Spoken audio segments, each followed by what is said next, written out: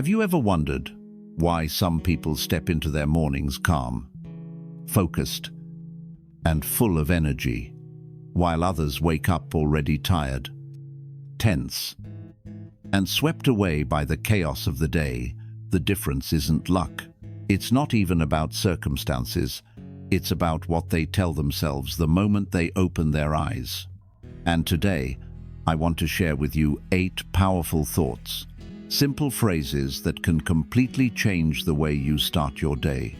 These aren't just nice-sounding ideas. They are principles I have lived by, practiced every single morning, and watched transform the way I face pressure, setbacks, and even my happiest moments. If you apply them, you won't just begin your mornings with clarity and strength. You'll build a mind that's steady, unshaken, no matter how loud the world gets. So, let's begin. And if you find even one of these thoughts meaningful, I invite you to subscribe, share your own reflections in the comments, and join me here every week as we continue to grow stronger together. Thought number 1. I am grateful to be alive. Today, you and we both received a gift this morning. Not a surprise message, not a big career opportunity, but something so simple we often overlook the fact that we are still here. I want you to do something right now. Pause. Really pause. Feel your breath coming in and going out. If you'd like, place your hand on your chest and let yourself realize I am alive. It sounds obvious, doesn't it? But that obvious truth is the most valuable thing you have today. Last night, millions of people set alarms, but this morning, they didn't wake up. You and I did. We're still here. The Stoics believed that each day is an unpromised gift. Marcus Aurelius once wrote, "When you rise in the morning, think of what a privilege it is to be alive, to breathe, to think, to love." And when you truly let that sink in, even the smallest worries begin to lose their weight. I know, your life might not be perfect. Maybe this morning, your financial problems still aren't solved. Maybe you're still hurting from a broken relationship. Maybe you feel exhausted under the weight of responsibilities. But right here, right now, none of that erases the truth. You still have a chance to love someone, a chance to make things right, a chance to become a better version of yourself. And gratitude is how you open the door to those chances. You see, when you start your day with gratitude, you're tuning your inner frequency. If you open your eyes and immediately dive into emails, notifications, or bad news, your mind gets pulled into scarcity and stress. But if you start with one simple phrase, "I'm grateful to be here," you've chosen to step into your day on the foundation of peace. It's like anchoring a boat in a rough sea. The waves don't disappear, but you have something to hold on to. I remember a time when my life was falling apart. Work was stuck. Relationships were tense. My health was declining. Every morning felt heavy, until one day, I tried something small before touching my phone. Before thinking of my to-do list, I just breathed and whispered, "Thank you for letting me be here." At first, it didn't change the whole world, but it changed the way I stepped into it. Gratitude didn't make my problems vanish, but it changed how I faced them. When you begin from a place of enough, you respond differently. You stop chasing validation. You stop believing you need more just to feel okay. You realize you already have enough to begin. And here's the beautiful thing. Gratitude doesn't require a perfect life. You don't need to win the lottery. You don't need everyone to love you. You just need 1 minute to notice your breath, the light through your window, the steady beat of your heart, and say, "This is enough." Seneca once said, A happy person is one who is content with what they have, yet strives to improve themselves every day.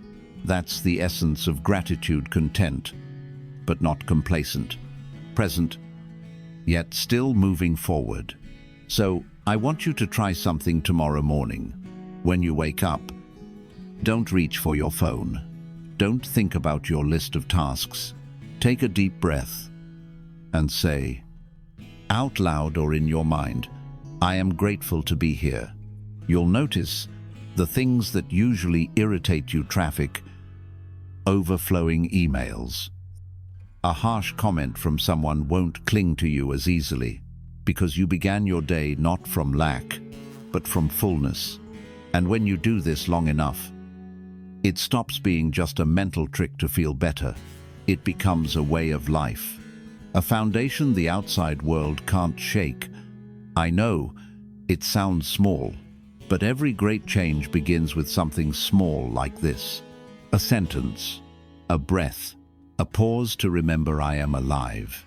You and I, we don't know how many more mornings we'll get, but this morning and every morning you're given is a reminder. Don't waste it. Live it with gratitude, because when you start with gratitude, you don't have to go searching for peace all day. You already have it from the very first moment. Thought number 2, yesterday doesn't control me. You and I, we each carry an invisible backpack every morning. You can't see it on your shoulders, but it's heavier than anything you could physically wear. Inside, there aren't books or a laptop, but memories, words spoken, mistakes made, and emotions left over from yesterday. Be honest with yourself. When you woke up this morning, did you truly begin a new day? Or did you simply continue living the unfinished story from the day before? The Stoics believed the past exists only as a teacher, not a prison. Epictetus reminded us, it's not what happens to you, but how you react to it that matters. That means yesterday may hold mistakes, but only you decide whether they become scars or lessons. Think about this. If you spend your morning replaying an argument, a missed opportunity, or hurtful words, you're not really living in today. You're reliving yesterday for the second time, and this time, it's by choice. I remember a season when I made a major mistake at work. It haunted me every morning. The first thing that came to mind as I opened my eyes was that failure. I replayed every word, every action, every moment I wished I could change. I told myself I was analyzing it to learn, but the truth, I was just punishing myself. Until one day, I realized what happened cannot be changed, but I can change how I move forward. That is the power of letting go. Letting go doesn't mean forgetting. It means acknowledging that moment is over, and I will not let it define who I am today. Picture running a race while carrying a backpack full of rocks. Each rock is a bad memory, a mistake, a failure. You might still move forward, but slowly, heavily, and painfully. Why not put the backpack down tomorrow morning? As soon as you wake up, imagine taking off that backpack and setting it on the floor. That feeling of lightness, that's freedom. The Stoics called it emotional discipline, the ability to choose what stays in your mind. It's not built overnight. It's a habit, forged day by day. And every time you tell yourself, yesterday doesn't control me, you strengthen your mental muscles. I know. Some things are hard to let go of. Words that cut deep. Opportunities you're sure will never come again. A relationship you keep replaying with what-ifs. But ask yourself, has holding on to it helped me live better most of the time? The answer is no. Holding on to the past doesn't heal the wound, it keeps it open. Seneca warned us, Don't let your mind become a battlefield for things that have already passed. Every morning is an opportunity to start again, and the longer you stay in yesterday, the more of today you lose. So tomorrow morning, before you do anything else, sit still for 1 minute. Take a deep breath in, let it out, and whisper, "Yesterday doesn't control me." If you want, picture a blank page in front of you, nothing written yet, and you hold the pen. You can write a new sentence or open a brand new chapter, but you don't have to copy the old pages. Marcus Aurelius once wrote, "The happiness of your life depends upon the quality of your thoughts." If you repeat old memories every day, you will live in them. If you repeat the act of letting go, you will live free. And here's the truth. Letting go is not weakness. It's an act of strength, because the easiest thing is to let emotions drag you back into what you know, even if it's painful. The harder thing is to stand up and say, "I will not let that control me anymore." Today, you can choose to carry a heavy moment with you, or leave it behind. It's a small choice, but its impact can follow you all day. And when you practice it long enough, you'll see letting go not only lightens your load, it frees your hands to reach for what's ahead.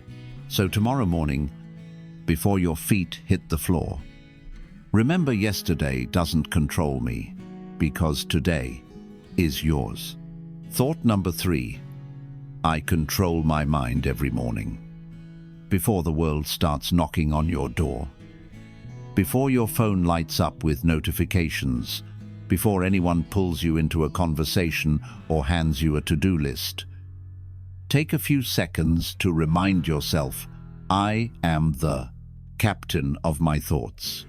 That image matters, because if you're not at the wheel, who is steering the news, social media, or random waves of emotion you haven't even named yet? The Stoics believed this. You cannot control everything that happens outside of you, but you can always control how you respond. Epictetus put it this way: you have power over your mind, not outside events. Realize this, and you will find strength. The problem is, most of us live as if our minds are an open public square. Anyone can walk in and drop whatever they're carrying.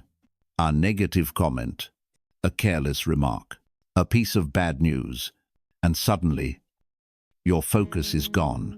But when you take charge of your mind, you become the gatekeeper, deciding exactly who and what gets to stay inside. Picture it. You're standing at the helm of a ship. The sea might be calm, or it might whip up storms without warning. News headlines, work demands, someone else's drama, they're all sudden gusts of wind. You can't control the wind, but you can turn the wheel, adjust your sails, and keep the ship from smashing into the rocks. I used to start my mornings without holding the wheel. I'd wake up, grab my phone, scroll through social media, and let a stranger's negative story decide my mood for the rest of the morning. Without realizing it, I had handed over control of my emotions to someone I'd never even met. Eventually, I learned mastering the mind is a habit, and it begins with small steps. For example, this morning, before touching my phone, I sat still for exactly 60 seconds. I breathed in and out. I didn't force my thoughts away. I simply noticed them like clouds drifting across the sky. It reminded me I am not my thoughts. I am the one watching them.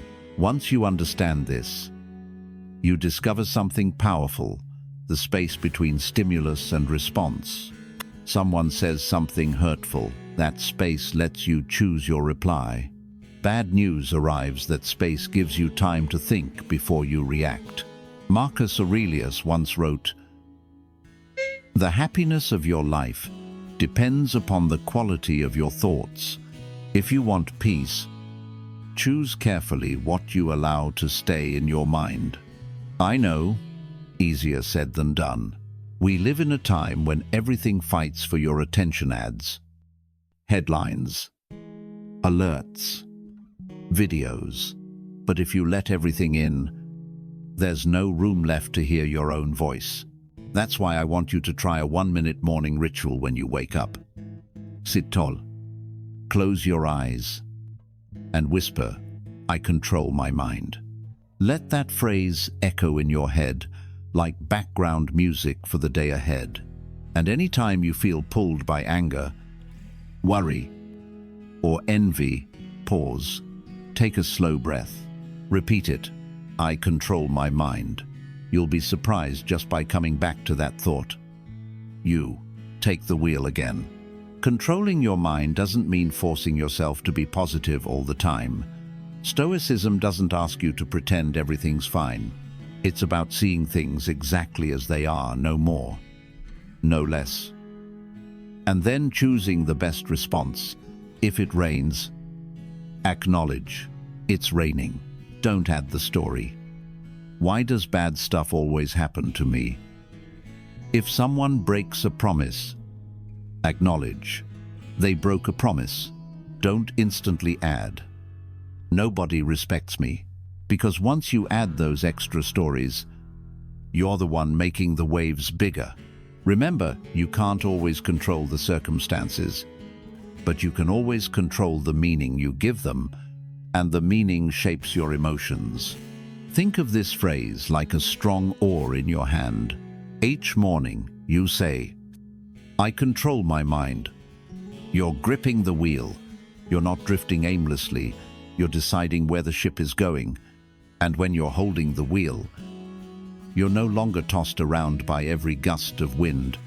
You move through the day not as a helpless passenger, but as someone who knows exactly where they're headed. So tomorrow morning, before the world rushes in, tell yourself, "I am the captain of my thoughts. I control my mind." Thought number 4, progress matters more than perfection. There's a trap many of us fall into. It sounds reasonable, but it quietly holds us back. It's the trap of saying, "I'll start when everything is perfect." We tell ourselves we're waiting for the right time, but the truth is that time almost never comes. There will always be a reason to delay. I'm not skilled enough. I don't have enough money. I don't feel confident yet. I don't know enough. The Stoics taught that action, even small action repeated daily, builds strength. Marcus Aurelius wrote, "Waste no more time arguing about what a good man should be. Be one." He didn't say, "Be perfect before you start." He said, "Live the way you believe is right." Starting now, think of it like tossing a small stone. One stone won't change anything, but if you throw one stone in the same place every single day, over time, a path will appear. Progress works the same way, built on small, steady steps. I had a friend who always talked about writing a book. Great idea, great talent. But year after year, that book stayed in his head. Why? Because he wanted it perfect before writing the first chapter, the words, the structure, the cover design, and because of that, he never started. Perfectionists forget something important. Perfection happens after you begin, not before. You'll never find the perfect step, but you can always find the next step. The Stoics believed action is the antidote to fear. You feel fear because you're standing still. Once you move, the fear starts to fade because motion itself gives you confidence. Each morning, ask yourself, what's one small step I can take today? Maybe it's sending that email you've been avoiding, spending 10 minutes exercising, reading just 2 pages of a book. Small, but done. And here's the key. Don't judge the value of a step by its size. Judge it by whether it moves you closer to the life you want. Seneca once said that if you can't row fast, row slow. Just don't let the boat sit still, because if you stop, the current of life will carry you backward. Our world glorifies the big reveal, the before and after photo, the inspiring success story after someone reaches the finish line, but no one talks about the quiet mornings, the repetitive drills, the drafts that got thrown away. That's where strength is built. The problem with perfection is it tricks you into believing that only big leaps matter. The truth is the opposite. It's the small, repeated steps that create the biggest changes. Think back to the last time you started something: going to the gym, learning a skill, repairing a relationship. At first, you weren't good. Maybe you were clumsy, made mistakes, or felt like giving up. But if you stuck with it, you got a little better each day. And one day, you looked back and realized you were miles ahead of where you started. The Stoics never said, "Wait until you're ready." They said, "Begin even before you feel ready." Because true readiness only comes after you've already started moving. I applied this to my own YouTube channel. Day 1, almost no views. The sound wasn't perfect. The lighting was off. But I kept going, week after week. It improved little by little, and eventually, I looked back and saw a journey of progress I would have never had if I'd waited for perfection. Remember this: perfection is an illusion. Progress is real. So tomorrow morning, ask yourself, what's the smallest step I can take today? Then take it, even if it's not perfect. Because when you stack enough of those steps, one day you'll look around and realize you've built a life you never thought possible. Thought number 5. Everything is temporary. Savor this moment. There's a truth that is both beautiful and hard to accept. Everything is temporary. The world changes every second. The joy you feel today will not last forever. The sadness you carry will not stay forever. The pressure on your shoulders will pass, and the opportunity in your hands, if you don't cherish it, it will slip away. When you truly understand this, you start seeing life differently. Every breath, every ray of sunlight, every conversation, things you once thought were ordinary, suddenly become precious. The Stoics had a practice called memento mori, a reminder of the shortness of life, not to scare you, but to wake you up. Time is not something you can take for granted. Imagine if this were the last time you sat in your favorite cafe, the last time you held your loved one's hand, the last time you heard a friend's laughter. Where would your mind be? Lost in distraction or fully present in the moment? The truth is, most of us miss the present because our minds are either stuck in the past or racing toward the future. We regret what's gone or worry about what hasn't happened yet, and we forget that only now truly exists. Seneca once said, "We act like mortals in all that we fear, and like immortals in all that we desire." We spend time as if we have an endless supply, until the day we realize it's gone. When you understand that everything is temporary, you start to treasure even what isn't perfect. This morning may not be the most beautiful, but it's a morning you woke up. Your meal may not be fancy, but you can still taste it. The conversation may not be deep, but you still get to have it. I remember one afternoon, I was rushing through work when a friend video called me. I almost declined, too busy. Then it hit me. We won't have many of these calls left. Life is taking us in different directions. So I stopped, answered, and gave my full attention. That call is now one of my most cherished memories. Being present doesn't mean ignoring your responsibilities. It means, whatever you're doing, be there fully. If you're eating, taste every bite. If you're talking, truly listen. If you're walking, feel each step. Marcus Aurelius wrote, "Perform every act in life as though it were your last." When you live like that, you don't waste time on things that don't matter. I know presence is hard in our world. Your phone vibrates. Notifications flood in. Your attention is pulled in 10 directions.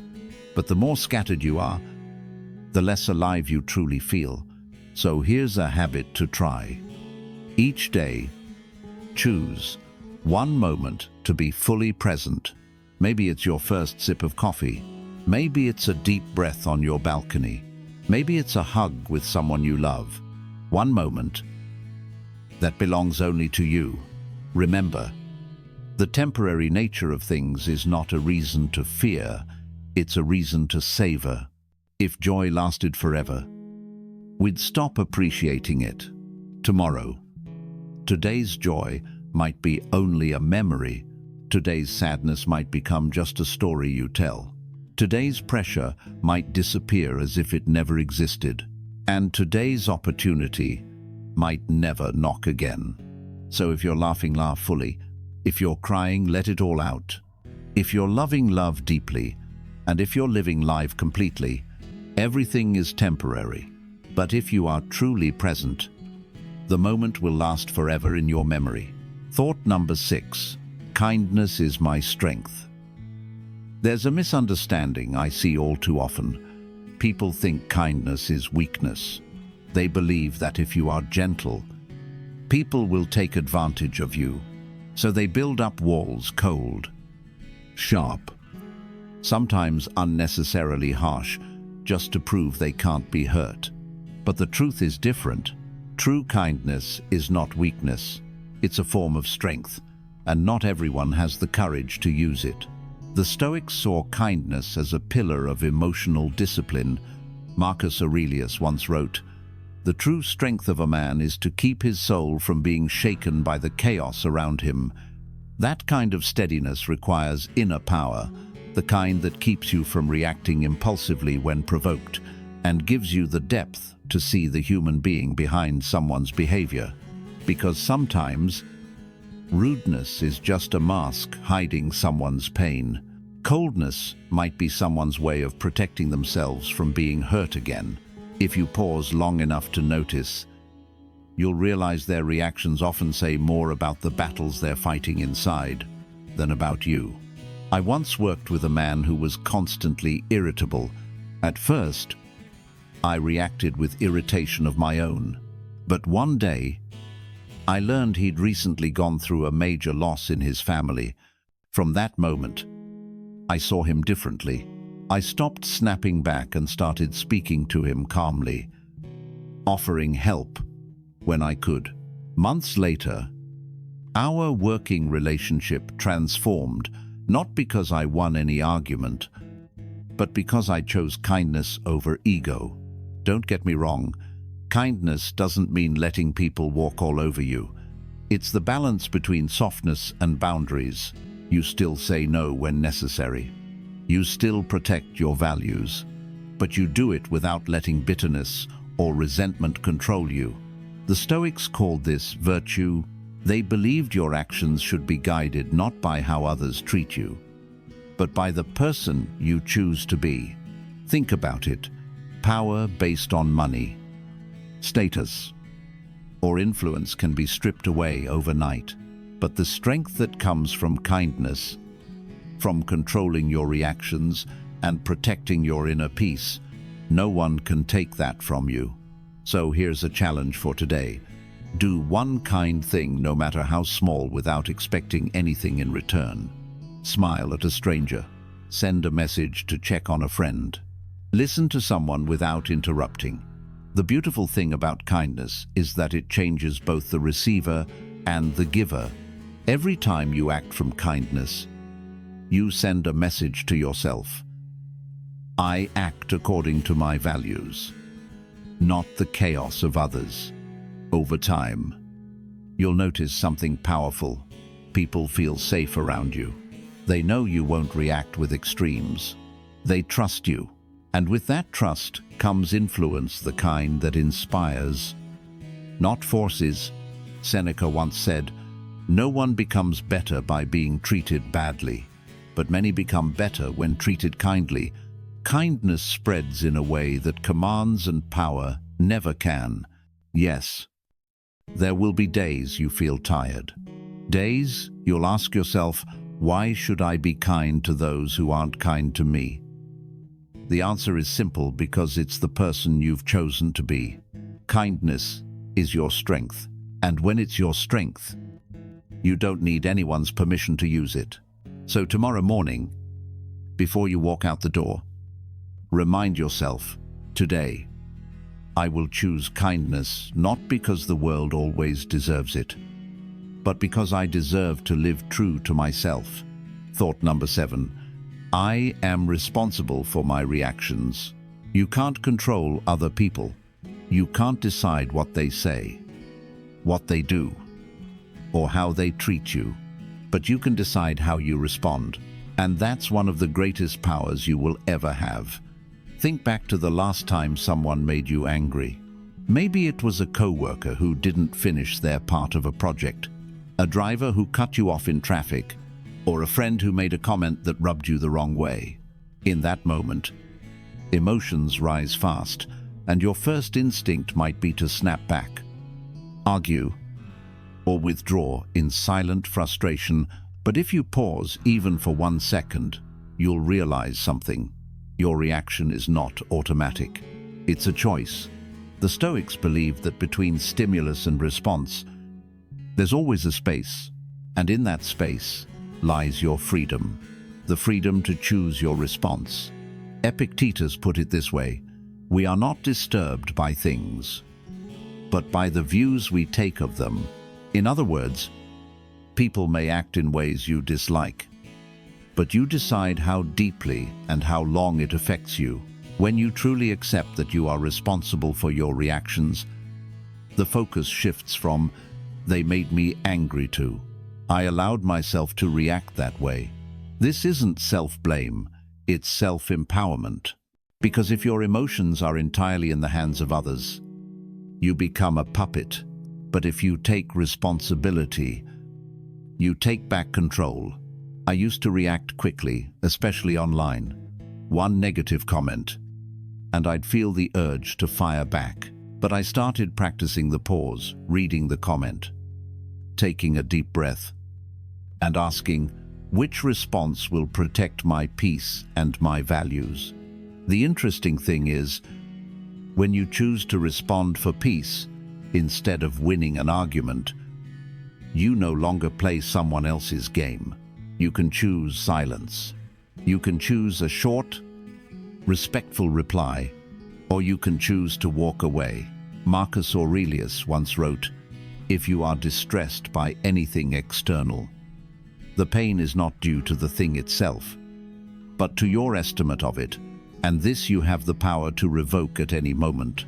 He wasn't saying we should be numb. He was saying emotions are something we can observe and decide whether to keep or release. Think of your emotions like waves. Others can throw stones in the water, causing ripples. But you decide whether those ripples turn into a storm or fade away. And here's the thing, your reaction shapes not only how you feel, but how others see you. A hot-headed response can damage a reputation you've built for years. A calm, measured response can earn respect, even from those who disagree with you. I remember once, in a meeting, someone openly criticized my idea in front of everyone. All eyes turned to me. Instead of snapping back, I took a breath, nodded, and said, "I hear your point. Let me think it over and get back to you after the meeting." That one choice changed the tone of the conversation, kept my composure intact, and left a better impression than any defensive argument could have. The Stoics considered control over your reactions one of the highest forms of freedom. You can't stop the storms, but you can learn to steer your ship through them. So tomorrow morning, before you face the world, Remind yourself, I am responsible for my reactions, because your reactions are a reflection of who you are, and every time you choose a better one, you're building a stronger version of yourself. Thought number 8. Consistency is the foundation of strength. Marcus Aurelius once said, "We are what we repeatedly do. A single good action is just an event, but when you repeat it day after day, it becomes your nature." The Stoics understood that inner strength isn't built in a burst of inspiration. It's forged in small, steady steps repeated until they become part of who you are. Think about it. Anyone can focus for one day. Anyone can deliver a great speech in one meeting. Anyone can make the right choice once in a while. The real question is, can you do it tomorrow, and the next day, and the day after that? That's where consistency comes in. It's not flashy. It's not dramatic. It works quietly in the background, and that's why many people underestimate it. I remember when I first started a workout habit. Week 1, I was full of energy. Week 2, still going strong. By week 3, life got busy. The weather turned bad, and laziness started to whisper. That's when I realized the key isn't doing a lot in one day. It's not letting one skipped day turn into a skipped week. So I made myself a promise, no matter what. I'll show up, even if it's just 10 minutes. Not for instant results, but to keep the momentum alive. Consistency builds 3 priceless things. 1. Trust first with yourself. Every time you keep a promise to yourself, you send your mind a message: I can rely on me. R. Respect from others. People trust those who do what they say. San. Inner strength, because every repeated action is a brick in the foundation of the person you're becoming.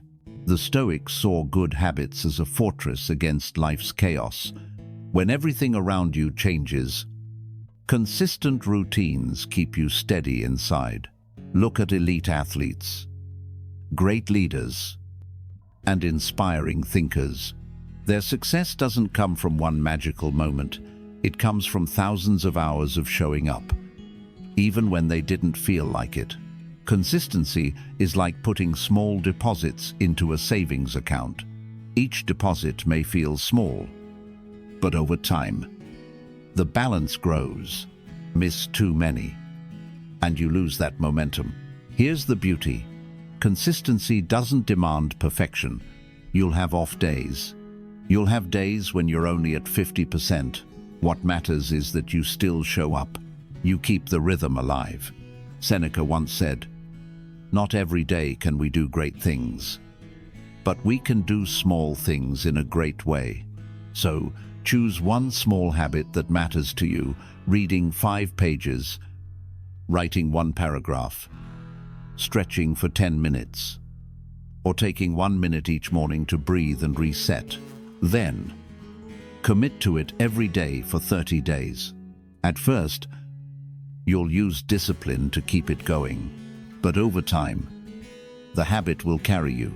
It becomes part of your identity, a pillar you can build bigger things on, because when you have consistency, you're no longer ruled by fleeting motivation. You act because it's who you are, not because you feel like it today. So tomorrow morning, remember this: one action doesn't define you, but one action repeated every day does. Consistency is the foundation on which every other strength stands. We've just walked through 8 powerful thoughts, like 8 lamps, to guide your mornings. You don't need to hold all of them at once. Choose one that speaks to you most deeply. Maybe I am grateful to be alive today. Maybe yesterday does not control me. Or progress matters more than perfection. Repeat it each morning, not once for inspiration, but until it becomes part of you. Marcus Aurelius reminded us, your life is woven from the choices you make each day. So let one wise choice be the way you begin tomorrow. And remember, you're not alone. Somewhere out there, thousands of others are waking up, taking a deep breath, and choosing to live with intention. We're rowing different boats, but heading toward the same shore, a life of meaning. So tomorrow morning, before the world rushes in, take 1 minute for yourself. Breathe, choose your thought, and let it lead you through the day. Because real strength doesn't come from what you have, it comes from who you become. If you're ready to keep walking this journey with me, stay connected. We have many more mornings ahead to live fully, together.